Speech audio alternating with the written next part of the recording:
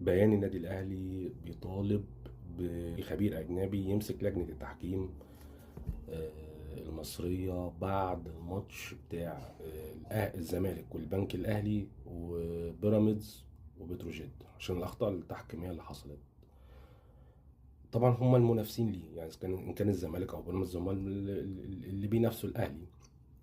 فطبعا لما حصل اخطاء وبيراميدز اتعادل والزمالك كسب في اخر دقيقه فالاهلي ما استناش، يعني انا مش هستنى، ده من اول ماتش لازم احط كارت ارهاب، لازم احط وسيله ضغط على اتحاد الكوره او على المنظومه ان اي باب لو في احتمال اي غلط يحصل الزمالك لازم يتقفل، يعني الباب ما يسابش مفتوح. يعني فمن اول ماتش، طب انت بصيت لاخر دقيقه في الماتش ضربه الجزاء وهي مش ضربه جزاء، عشان بس نكون منصفين، هي مش ضربة جزاء والزمالك الجامل فيها.